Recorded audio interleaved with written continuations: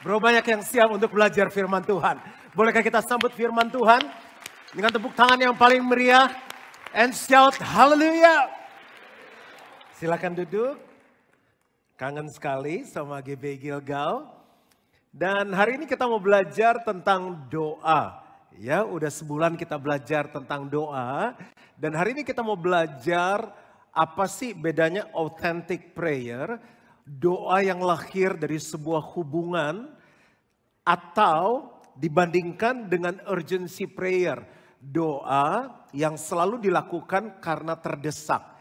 Jadi hubungan yang murni antara seorang sahabat, antara anak dan bapa, antara kita dengan Tuhan, atau kita doanya setiap kali karena terdesak. Siapa yang sering ngalami keadaan lagi terdesak, kepepet, krusial, critical, emergency? Saya sering banget, nggak semuanya saya cerita, tapi seringkali saya ngomong sama Tuhan gini, kenapa ya ada orang hidupnya enak-enak, mulus-mulus, kita nih banyak sekali tantangan, banyak sekali keadaan di mana kita kepepet. Tuhan bilang gini, setiap orang dipanggil dengan cara yang berbeda dan Tuhan mau pakai kamu dengan cara yang berbeda. Ada banyak yang saya dokumentasikan, tapi saya teringat 3 hal ini. Waktu 26 Februari 2009 setelah 7 tahun menanti anak, tiba-tiba sebelum usia 7 bulan istri saya harus melahirkan. Saya dalam posisi sedang khotbah di puncak di retret pekerja dan istri saya harus melahirkan tanpa suami. Anak saya lahir dengan berat 1,4 kilo dalam keadaan prematur. Dokternya bilang mungkin matanya nanti punya kesulitan melihat, kepalanya lagi bolong di atas, 3 kali berhenti bernafas. Dan rasanya lemes banget. Itu keadaan yang namanya terdesak. Lagi saya ambil contoh. Masih ingat sebuah keributan yang terjadi tahun 2019. Saat itu saya sedang ketemu Pastor Victor Waang. Diketemukan dengan pastor dari JPCC. Dia minta dikenalin. Kita lunch di Plaza Indonesia dan saya mau balik ke kantor untuk kerja. Saya lihat Google Map lancar 35 menit. Tapi di tengah jalan saya stuck di depan MPR. Itu selama 7 jam. Di depan saya itu mobil dibakar, mobil dihancurin, lempar-lemparan batu. Tapi perlindungan Tuhan, mobil saya itu nggak ada lecet sedikit pun. Itu saya berapa kali kencing di botol minuman. Saya telepon Pastor Hendy, saya bilang ada yang bisa bantu saya keluar nggak? Kita punya kenalan polisi dan lain-lain. Mereka bilang kita udah monitor Pak, ada mobilnya Pastor Juan. Cuma nggak nyampe-nyampe selama 7 jam. Yang nyamperin cuma malaikat Tuhan. Kita lihat sebentar video berikut ini. Itu persis di depan saya.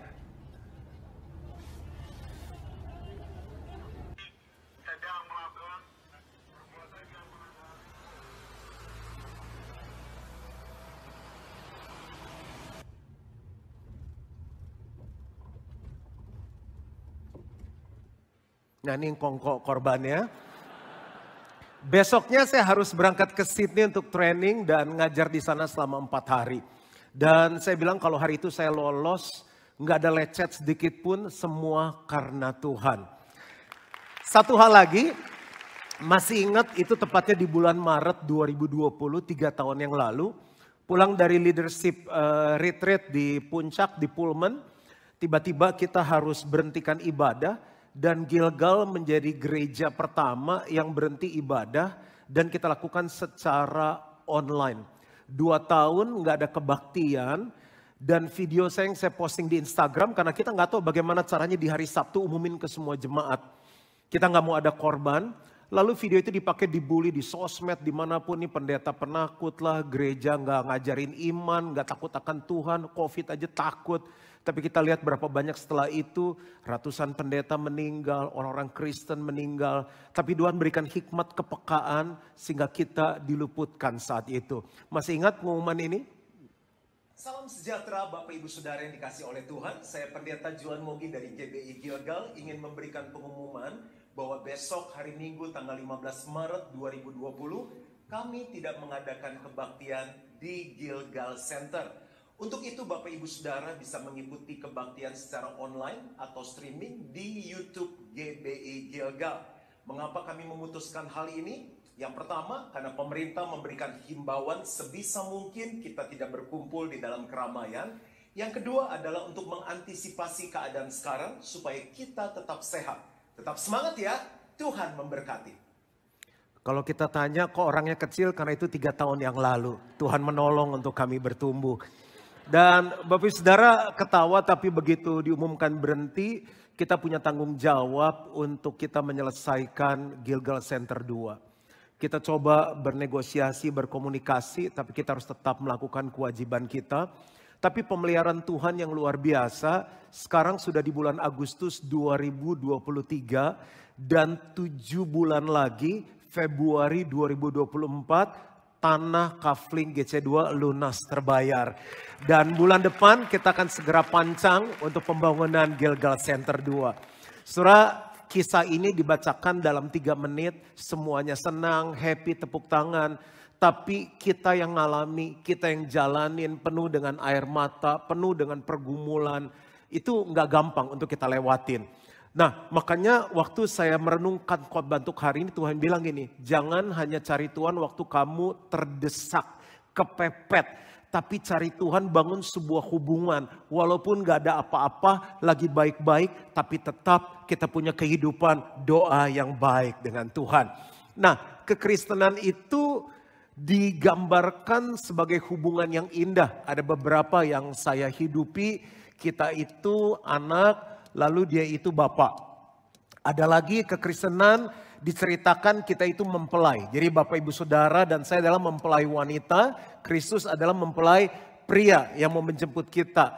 Lalu hubungan kita diilustrasikan sebagai apa? Sahabat. Saya menikmati Yesus adalah sahabat saya yang terbaik. Lalu apalagi? Kita ini menjadikan Yesus sebagai juru selamat yang menyelamatkan kita, dan apalagi sebagai Tuhan. Coba bayangkan, ini saya hanya ngambil 4 contoh saja. Dengan hubungan seperti ini, seorang anak datang kepada papanya cuma kalau lagi perlu. Pah, perlu laptop. Pah, sneakers udah bolong. Pah, beli motor. Pah, beliin hoodie kayak Pastor Juan yang keren ini. Jadi setiap kali gitu pengen nambah uang jajan. Sebaliknya papa mama mertua cari kita kalau ada kebutuhan. Mama kayaknya sakit, tolong anterin ke rumah sakit.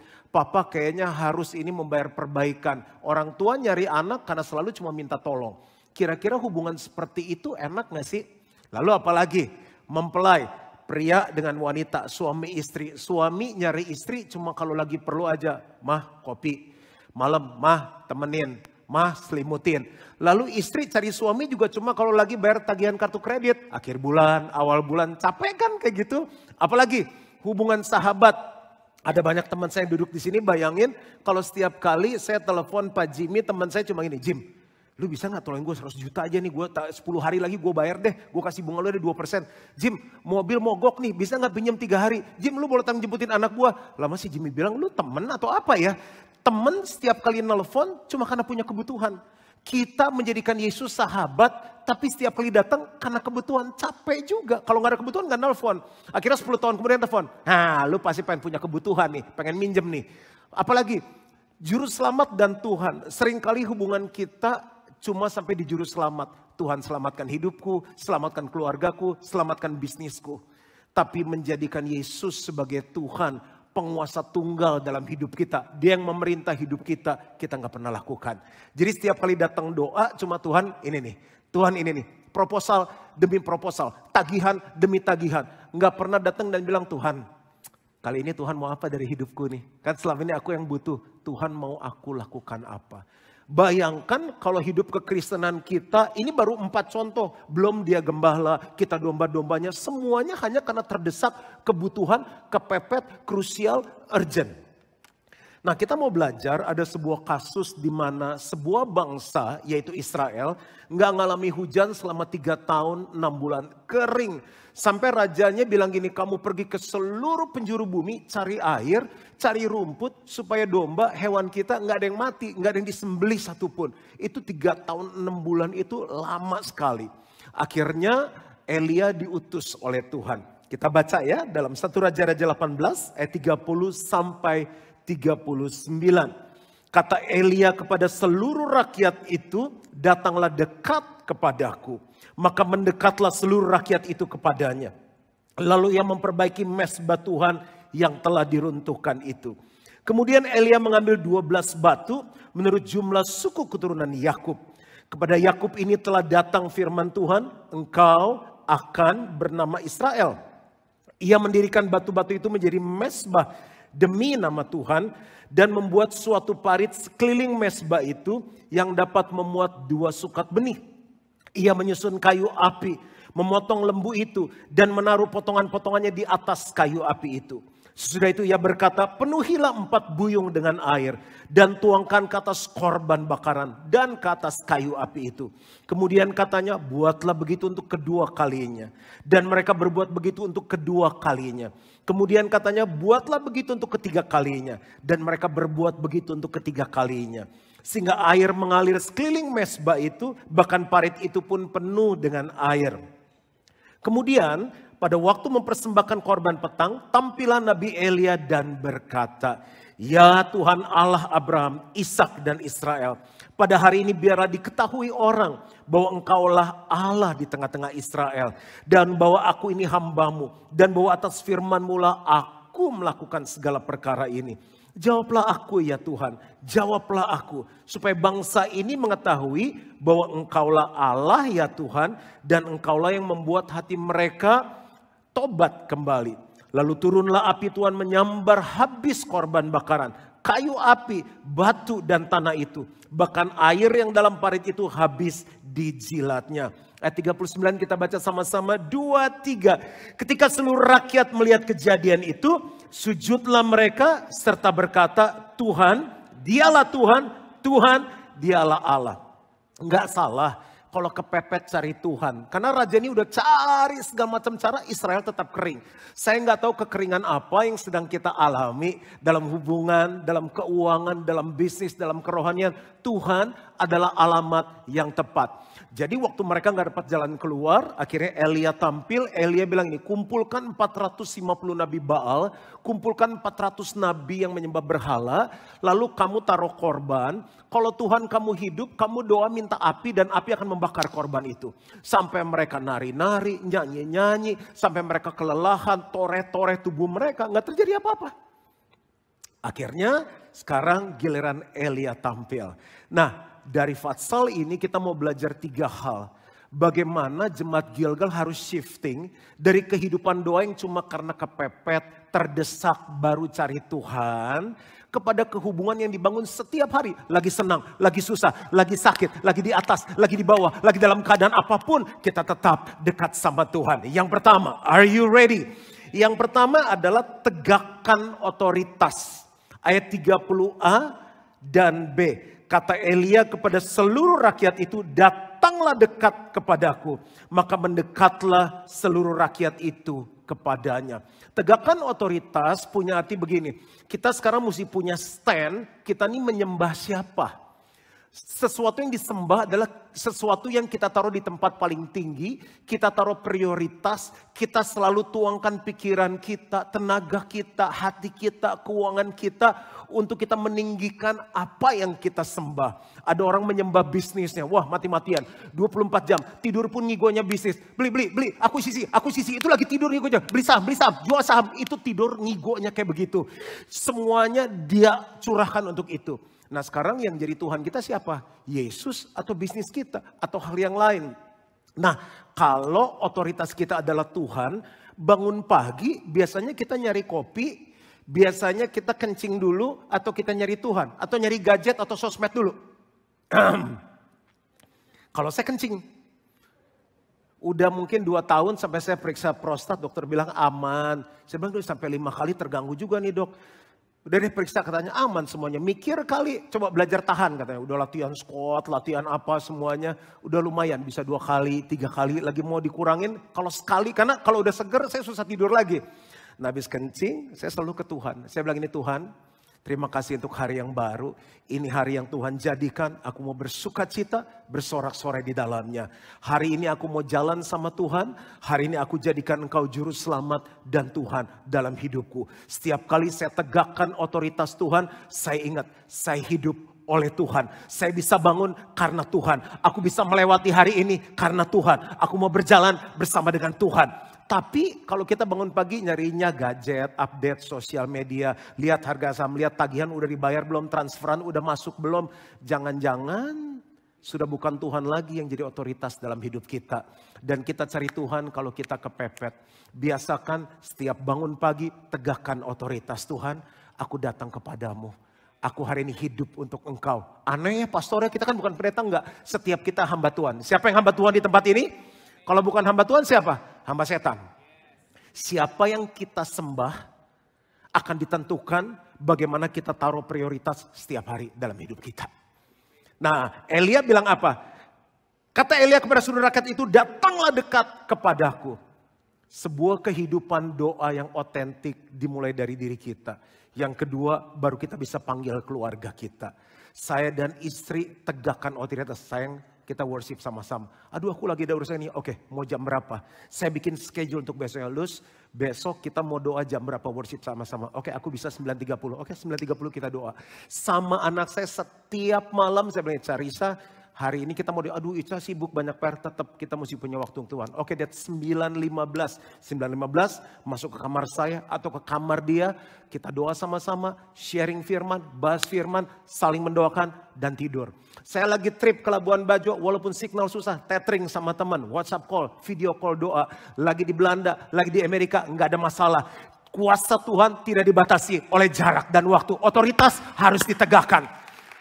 Sehingga keluarga kita belajar, oh kalau lagi cari, lagi susah, COVID, ayo kumpul keluarga. Loh, kalau COVID udah selesai.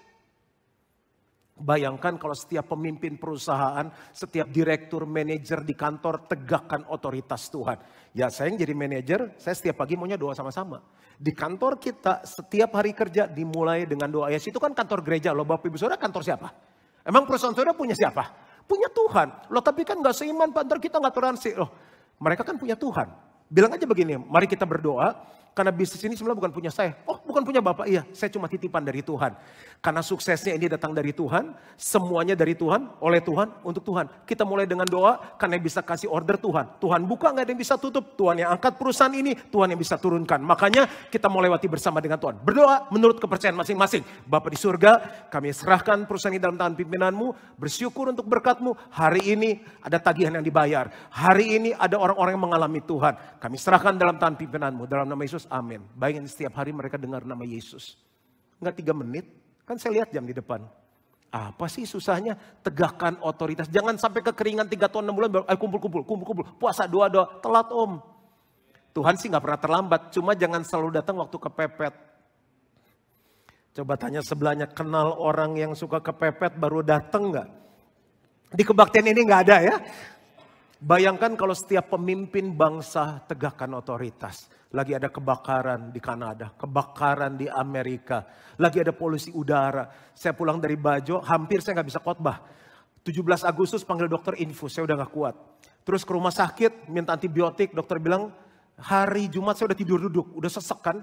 Jadi saya bandingin, saya taruh di story saya, mari berdoa untuk Indonesia. Udaranya biru banget di Bajo, pulang ke sini abu-abu tua. Untung hari itu saya gak ikut sepeda.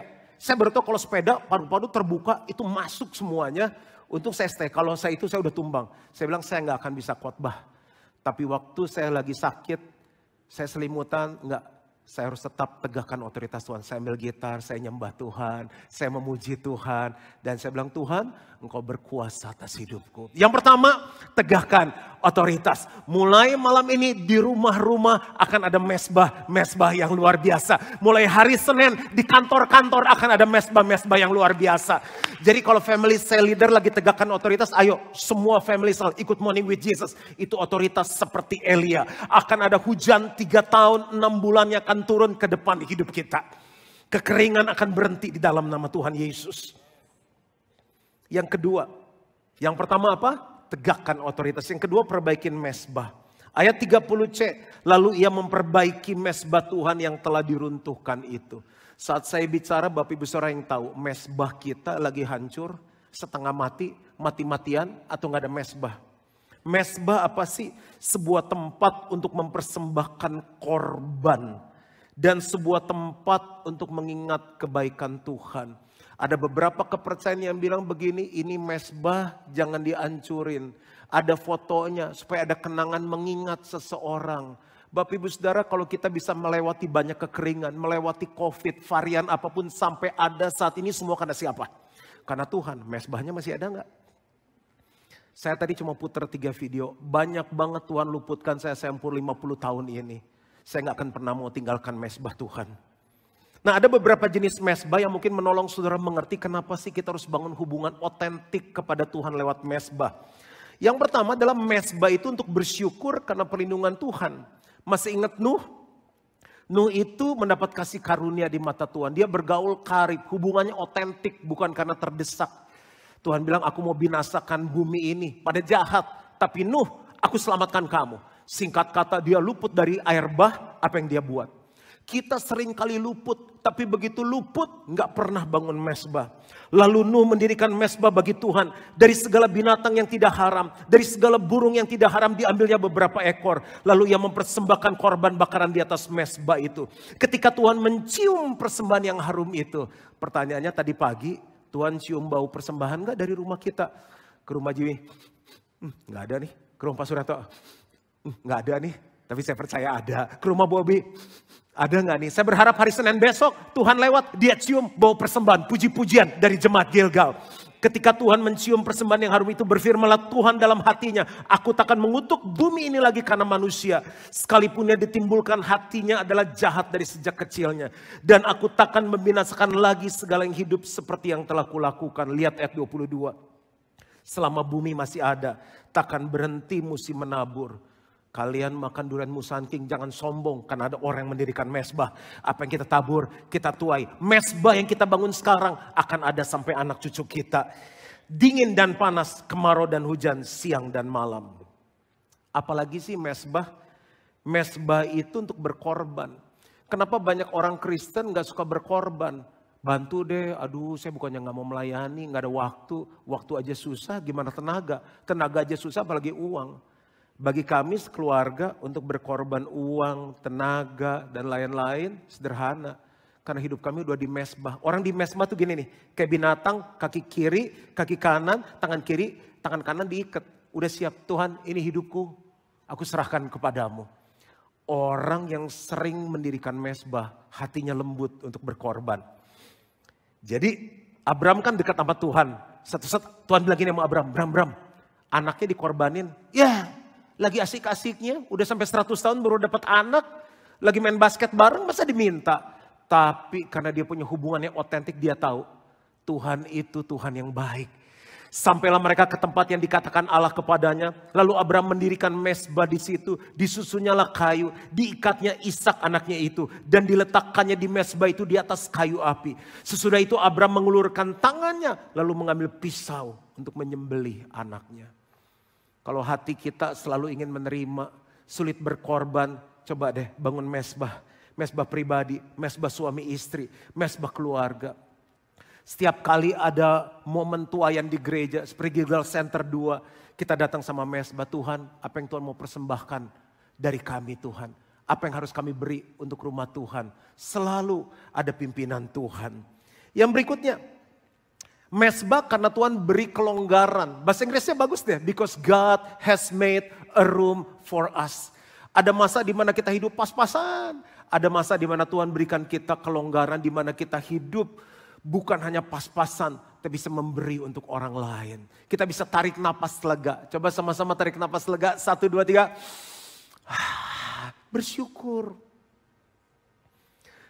Jadi saat itu si Ishak nih gali satu sumur, buka satu bisnis, diambil orang. Bisnis kedua dikerjain orang. Bisnis ketiga dimakan orang. Sampai di satu titik bisnisnya berhasil, airnya berbual dan gak berhenti mengalir. Sudah itu Ishak mendirikan mesbah di situ dan memanggil nama Tuhan.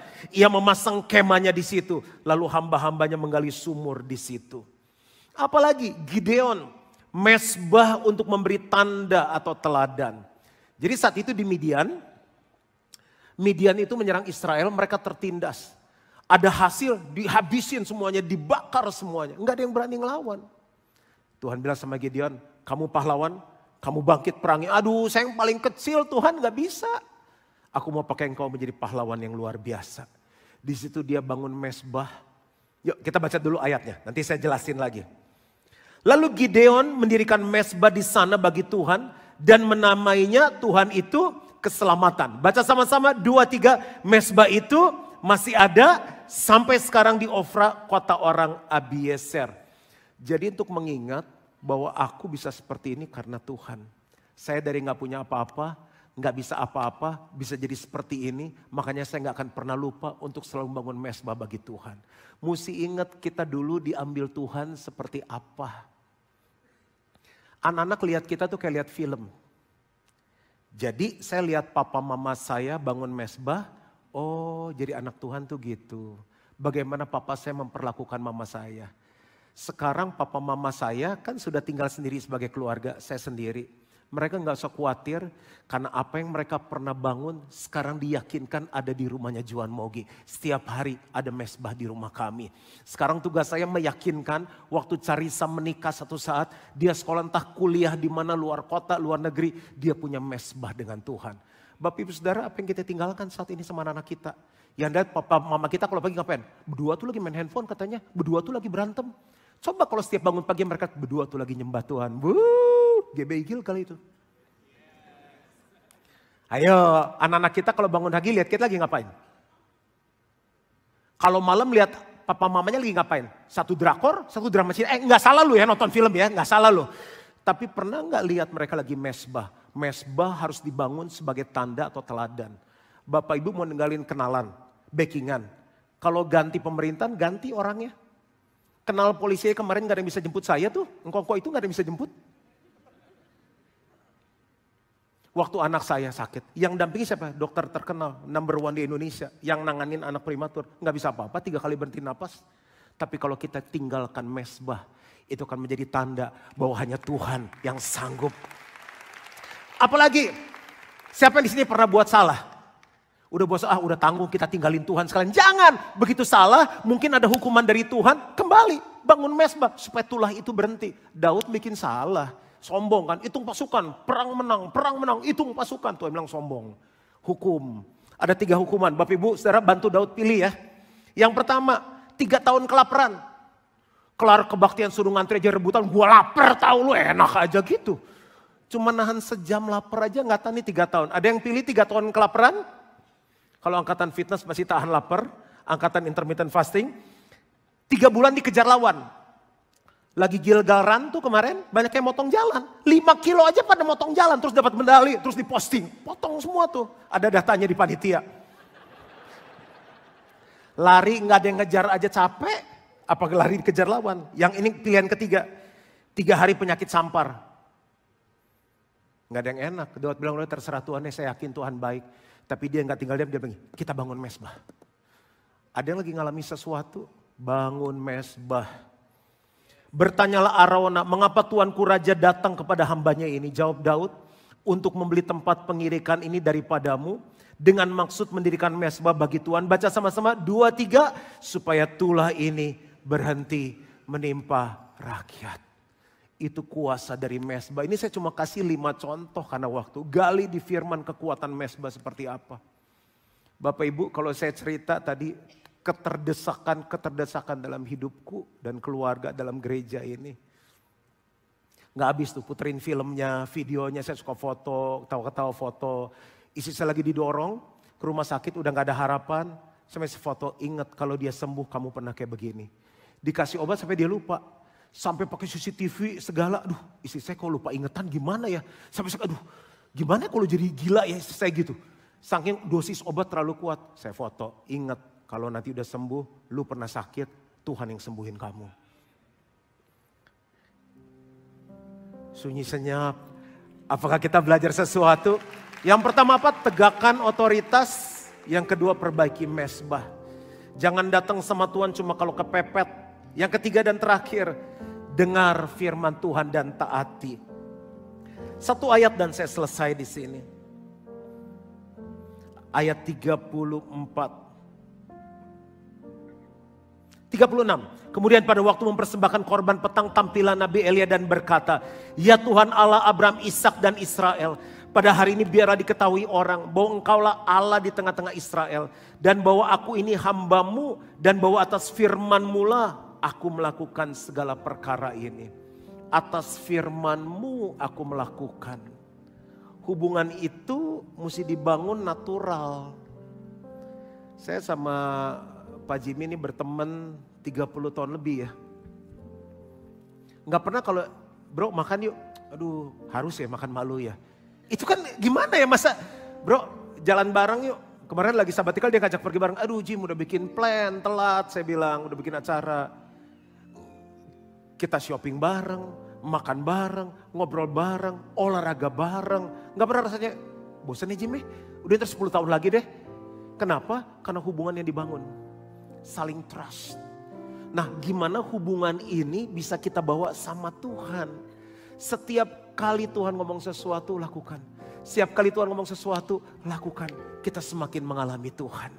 Mereka ngalami bagaimana api turun dari langit membakar korban. Dan hujan turun di tengah kekeringan.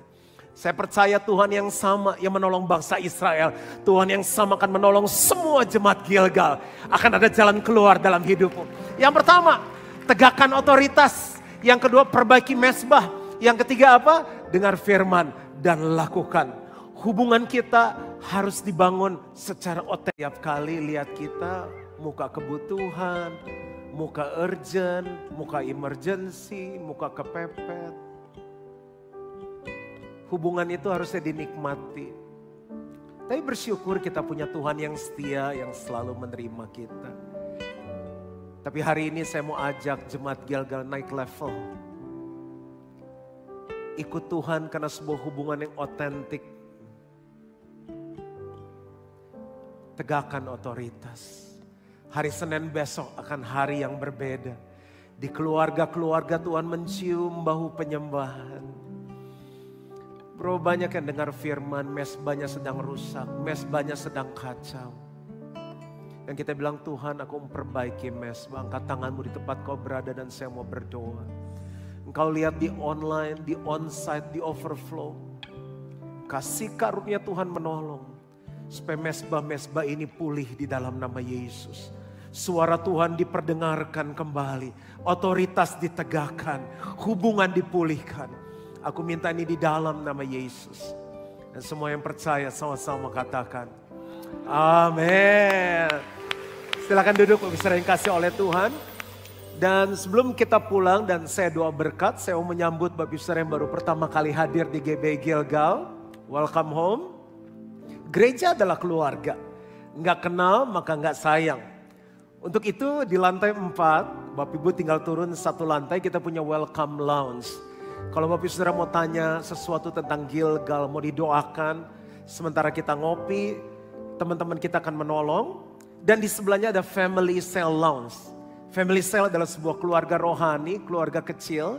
Di mana kita ditolong untuk bertumbuh, dimuridkan dan digembalakan. Mampir. Siapa tahu cocok. Yang kedua, nanti malam jam 7 saya akan kumpul dengan para single sampai udah ditutup. Udah banyak yang datang. Karena waktu saya doa lagi sabbatical saya WhatsApp, saya bilang karena saya udah keluar dari semua grup WhatsApp office. Saya bilang kok Tuhan mau untuk saya ketemu para single. Kita doakan biar malam ini terjadi mujizat-mujizat. Tahun ini ada pemberkatan-pemberkatan nikah. Mujizat-mujizat terjadi. Itu yang saya doakan setiap hari. Lalu yang ketiga, Bapak Saudara nanti pulang tetap kita sesuai prokes per 6 baris. Dan mau nanya hoodie yang Pastor Juan pakai bagus gak? Oke. Di hari kemerdekaan ini saya berpikir gini. Ternyata produk Indonesia ada yang bagus. Jadi saya udah lama langganan dan saya admire. Saya pakai dia karena sekarang street style semuanya. Saya udah gak pakai lagi dasi dan lain-lain. Gini aja casual. Apalagi di Gilgal 85% di bawah 30 tahun. Jadi saya berpikir kenapa saya nggak collab sama mereka. Salah satu brand Indonesia yang baik dan mereka oke. Dan Bapak Saudara bisa lihat koleksinya di sini, bisa beli online. Ini maaf modelnya agak besar. Dan bisa dibeli di lantai 4, lantai 1. Nggak bisa dapat toko lain, cuma ada di sini. Nah saat kita pakai, kita bilang bahwa Indonesia juga bagus, buatan Indonesia. Dan ada tulisan Be Fun, Be Real, Be You. Mengingatkan kita kekristenan walaupun lewati badai tetap harus fun. Be real, jadi diri kita nggak perlu pakai topeng. And be you, nggak perlu bandingkan diri kita dengan orang lain. Saya berdoa biar produk ini bisa jadi berkat. Ini unisex, pakai S ya, unisex. Istri saya sama anak saya pakai S, nanti sore dia akan join dengan saya di single night. Mari kita bangkit berdiri sama-sama dan saya mau doa berkat untuk setiap kita. Semua diberkati hari ini. Mari angkat kedua tangan kita di hadapan Tuhan. Jemaat yang dikasih oleh Tuhan, pulanglah dan terima berkat dari Allah Bapa, kasih karunia dari Tuhan Yesus Kristus, pertolongan, persekutuan yang manis dan pimpinan Roh Kudus menyertai kita mulai hari ini sampai Yesus jemput kita kembali. Dan semua yang percaya sama-sama katakan amin. God bless you all. Silakan duduk kembali dan Tuhan memberkati.